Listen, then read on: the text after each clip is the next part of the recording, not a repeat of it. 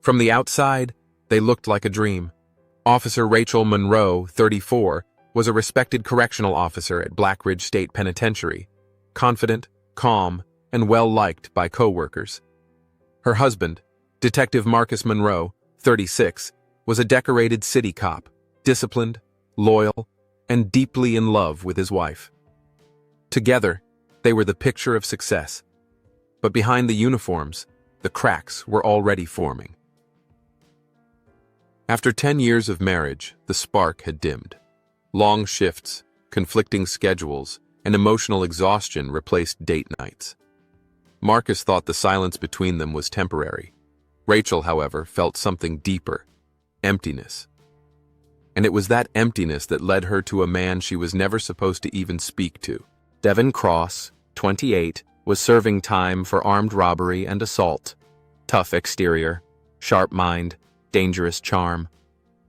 Unlike most inmates, Devin wasn't afraid to look an officer in the eye. And when Rachel walked past his cell, he always did. At first it was just eye contact, then a smirk, then a compliment about her hair. Rachel knew better. She had heard the warnings, but she didn't walk away. Rachel didn't plan to fall for him, but Devin listened, really listened. He asked questions Marcus hadn't in years. "What's keeping you in that house?" Devin once whispered. Rachel didn't have an answer. One late shift, Rachel let him stay after others were locked down. That night, she touched his hand. He kissed her wrist. The first physical contact, the first real betrayal. Rachel cried the next morning, showering away the guilt. But by nightfall, she was back with Devin. The thrill, the danger, it consumed her. Rachel became a master of deception. To her husband, she was tired from work. At work, she was just another officer. But behind closed doors, in empty wings and laundry rooms, she was his. Devin wasn't naive. He knew the power he held. Each time they were alone, he reminded her, "If I go down, so do you." She smiled, but her stomach twisted. It was supposed to be stress, or a flu. But 2 pink lines confirmed it. Rachel was pregnant, and she didn't know whose baby it was. Rachel tried to do the math. She and Marcus hadn't been intimate in over a month. But she couldn't be sure, and that uncertainty was a ticking bomb. Devin noticed her distant gaze, her queasy mornings. She tried to brush it off, but he cornered her. "You're pregnant, aren't you?" She didn't answer, and that was answer enough. Devin changed overnight. He wasn't sweet anymore. He was calculating. "If that's my kid, I will be a father. And if your husband finds out from me, you're done." Rachel's blood ran cold. She begged him to stay quiet. She even offered him things, favors, money. But Devin only laughed. "I don't want money. I want out, or I blow the whole thing up." Rachel started watching her back, at work, at home. She jumped at every phone call, flinched at every knock. Devin was unraveling her life one threat at a time. Marcus began asking questions. "You've been distant." "Are you okay?" Rachel played it off, but he was a detective, and detectives notice lies. Rachel couldn't see a way out. Confess and lose everything. Let Devin tell and lose Marcus, the baby, her career. Or stop him. Permanently. Rachel arranged for a night shift with minimal staff. She convinced Devin to meet her in the old supply room. One last time. She hid the key and checked the cameras. No blind spots. Except that room. Devin walked in, grinning. "I knew you'd come around." Rachel didn't smile. "This ends now," she said. He laughed, not noticing the object in her hand. There was no struggle, just a swift strike to the head, then a second. Devin collapsed, bleeding out on the cold cement. Rachel stood over him, breathing heavily. It was done. Rachel locked the door behind her. She wiped her fingerprints from the wrench, dropped it into a mop bucket, and rolled it away. Her gloves, the The towel, the hairnet, everything went into the incinerator. It had to look like Devon started a fight and lost. An hour later, another CO found Devon's body during routine checks. He was pronounced dead on the scene. Blunt force trauma to the head. Rachel watched from the corner, holding back fake tears. To everyone else, it was tragic. To her, it was survival. Warden Simmons launched a full investigation. "How does an inmate die during lockdown?" he asked. Suspicion swirled. No signs of forced entry, no camera footage. Rachel offered statements, cooperated fully. She played the grieving staff member perfectly. Marcus, still unaware of the affair, offered to help investigate from the outside. He requested Devon's file, looked into visitor logs, and even asked Rachel, "Did you ever interact with him?" She shook her head. "Barely," she lied. Rachel's stomach began to swell, and the pregnancy could no longer be hidden. Marcus was overjoyed. "It's a miracle," he whispered, "after all these years." Rachel faked a smile, because every kick reminded her that she didn't know who the father was. During Devon's cell search, officers found a letter, unsent. It was addressed to R, full of poetic lines and emotional promises. It mentioned a life we created. Internal Affairs took notice. Warden Simmons called her in. "Did you know this inmate personally?" She denied it again. Calm, steady voice. But the questions were circling her like vultures. IA requested Rachel take a polygraph test. She declined, citing stress from the pregnancy. That only deepened suspicion. Why would an innocent woman refuse a test? Marcus asked aloud. Rachel's closest friend and fellow CO, Angela Torres, confronted her. "I saw the way he looked at you, Rachel. Don't lie to me." Rachel broke down, sobbing. "I didn't mean for it to happen." Angela was torn. Report Rachel and destroy her career? Or protect her and become an accessory? She said nothing, for now. But secrets have a way of crawling into daylight. Marcus couldn't shake the feeling. Rachel had changed, her laughter forced, her affection mechanical. One night, he followed her. She went to the prison chapel and sat alone for an hour, crying. An IT tech flagged something strange. The surveillance footage from the night Devon died had a 30-minute gap. "Intentional deletion?" the warden asked.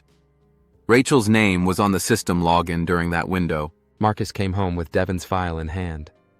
"I need the truth. Did you know this man?" Rachel hesitated, then shook her head slowly. "No, I didn't." Internal Affairs received an anonymous letter. Check Officer Monroe. She was involved with Inmate Cross. The tip was unsigned, but it mentioned intimate details only a close party would know. It was Angela. She couldn't hold it in. IA brought Rachel in formally. Her lawyer present, her face pale. "We have reason to believe you had an inappropriate relationship with the deceased inmate." Rachel stared blankly. "I want to speak to my lawyer." At headquarters, Marcus walked past a conference room. He overheard the words, "Correctional Officer Monroe, affair, possible pregnancy, Inmate Cross." His world shattered in an instant. Marcus hurried home, stormed into their kitchen. "Is it true? Is the baby his?" Rachel collapsed onto the floor, sobbing. I don't know. He packed a bag and walked out without another word. Rachel begged, pleaded, screamed after him. But the front door slammed shut. The man she risked everything for was dead. The man she loved was gone. IA requested a court-mandated paternity test once the baby was born. Rachel agreed, too exhausted to fight anymore. The results would determine not just paternity, but motive, alone, job suspended, marriage destroyed. Rachel sat on the bathroom floor staring at her reflection. What had started as loneliness turned into a living nightmare. She whispered to herself, I didn't mean to kill him. I just needed it to stop. Rachel gave birth to a baby boy alone in a hospital room. No husband, no friends, no joy. She held him in her arms and wept, not because of happiness, but because of uncertainty. Who was this child's father? A court official arrived 2 days after delivery. Swab in hand, he gently collected samples from the newborn. The results would take weeks, but the clock was ticking. Rachel stared out the window, haunted by 2 men's faces. IA pulled Angela in again. They showed her Rachel's deleted surveillance access logs. Angela hesitated, then finally confessed. She told me about the affair, and she said he threatened to expose her. With mounting evidence and a pending homicide inquiry, Rachel was officially suspended and placed under house arrest. A GPS ankle monitor locked on her leg. Freedom reduced to the walls of her home. Marcus filed for full custody of the newborn. He cited emotional instability and criminal suspicion against Rachel. She begged her lawyer to fight it, but deep down, she knew she was running out of defenses. Investigators pieced together the timeline. Night of lockdown. Security footage gap.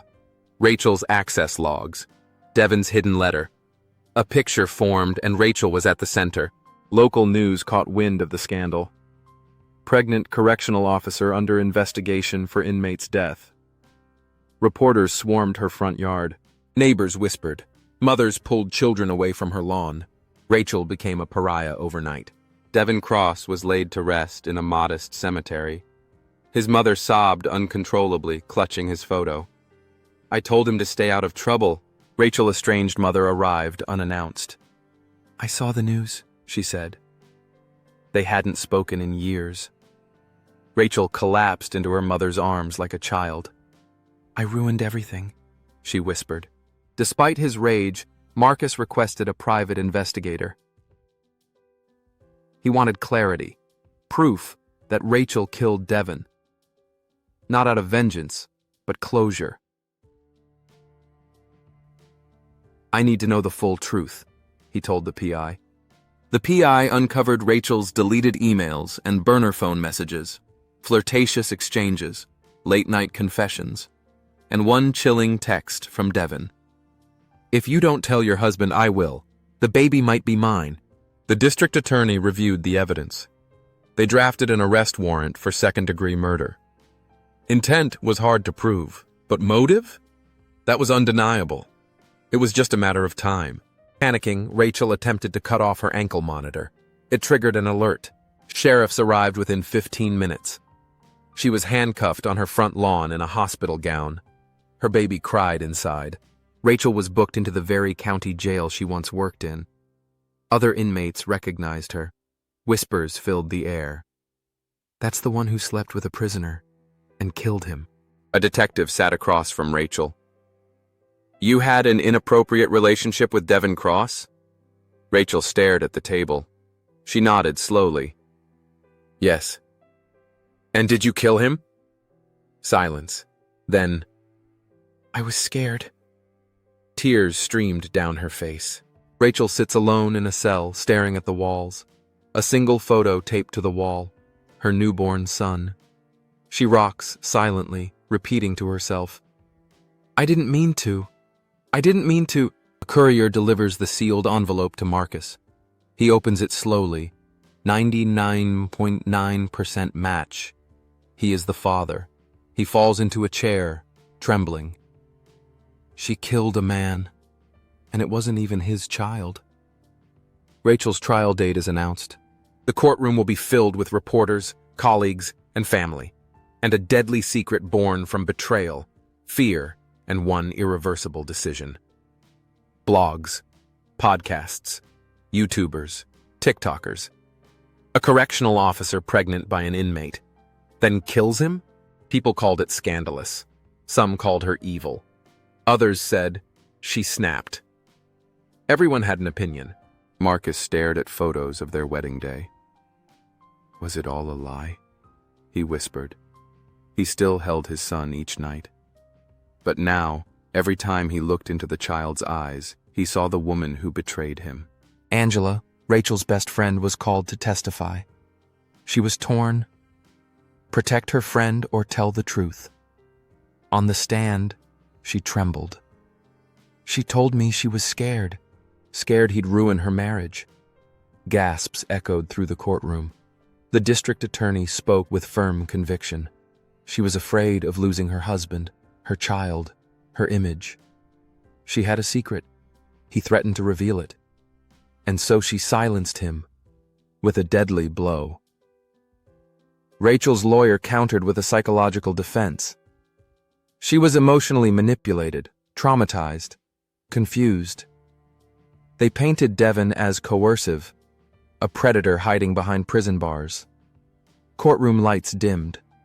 The jury watched blurry hallway footage of Rachel entering the utility closet, then exiting, disheveled, shaken. The timestamp matched the time of death, a timeline of tragedy captured in silence. All eyes locked on her as she stood to testify. In tears, she whispered, "I didn't plan to kill him. He said he'd destroy my family.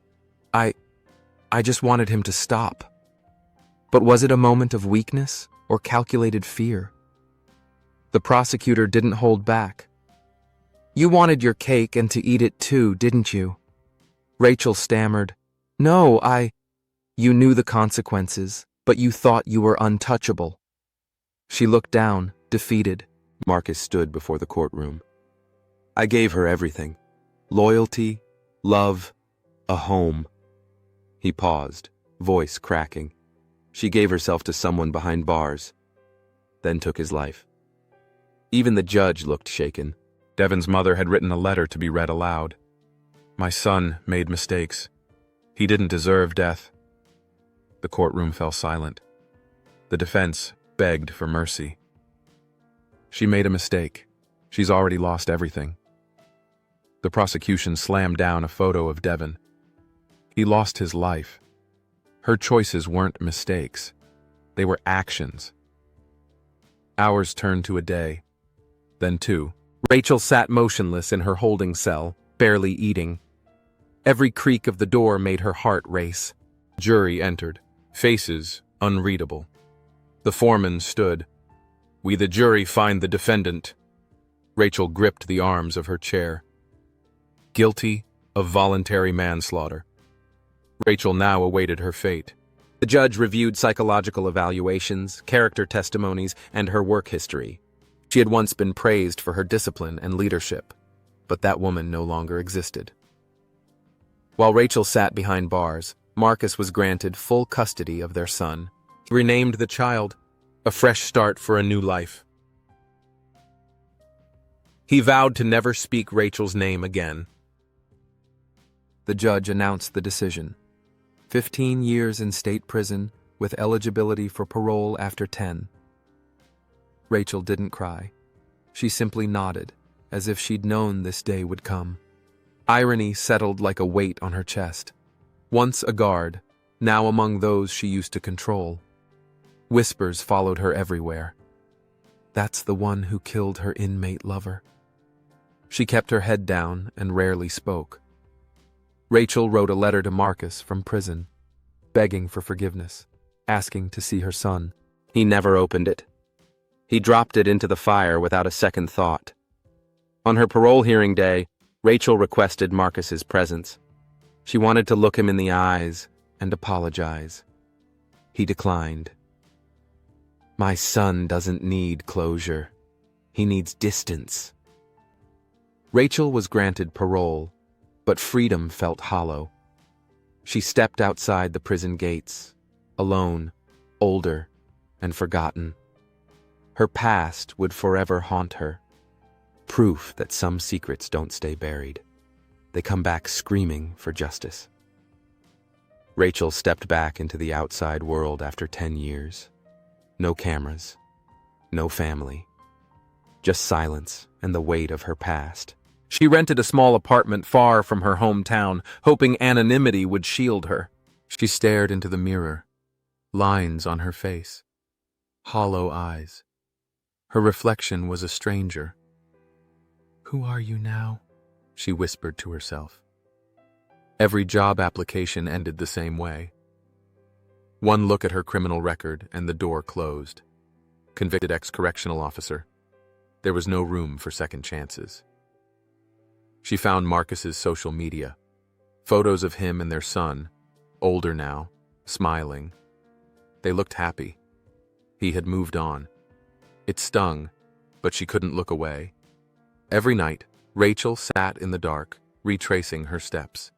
The late-night calls, the secret meetings, the lies. And finally, the moment the crowbar slipped from her trembling hands, she finally sought help. A local therapist listened quietly. "You've carried guilt for 10 years," he said. "Have you ever forgiven yourself?" She shook her head. "No, I don't deserve it." One morning, a knock. A letter, delivered by hand. No return address. Inside, a photo of Devon. And scribbled on the back, "He deserved to be a father too. You didn't have to kill me." Rachel visited Devon's burial site for the first time. The grass had overgrown. She knelt down and whispered, "I was scared. That's not an excuse, but it's the truth." No one replied, but she cried anyway. Marcus sat with his now teenage son. The boy asked, "What happened to Mom?" Marcus paused. "She made choices that hurt a lot of people." Then added, "But we survived, and that's what matters." Later that night, the boy Googled his mother's name. Articles, headlines. He scrolled through pages of shame and scandal. He quietly closed the laptop and didn't ask about her again. Rachel found work at a women's shelter, under an alias, helping other women escape dangerous paths. She never shared her story, but she listened and tried to protect others from making her mistake. One evening, the shelter door opened. It was Devon's mother, older now, gray hair. She stared at Rachel. "I forgive you," she said softly, and walked away before Rachel could respond. Rachel wrote letters to her son every month. Never mailed them, just placed them in a shoebox labeled, "For someday." Someday never came. Years passed. Rachel stayed quiet, distant. A ghost in her own life. No romance. No friends. Only the echoes of the life she threw away. At a bookstore, she spotted a young man. Tall, bright eyes. He looked just like her. It was her son. She froze, but didn't approach. And maybe that was for the best, with tears streaming down her face. He never saw her, and maybe that was for the best. "Be happy," she whispered to the wind. Her final journal entry read, "You can survive guilt, but it will change you forever. I killed a man out of fear, and lost everything I loved. My sentence may be over, but my punishment still lives in me." She sat on a park bench, watching the sun dip below the horizon. Children played nearby. Families laughed. But she remained a solitary figure in the fading light, a cautionary tale. Rachel Carter was once a decorated correctional officer. She had a husband, a child, a career. Then came a secret, an affair, a pregnancy, a murder. In trying to bury her truth, she buried a life, and in return, a murder.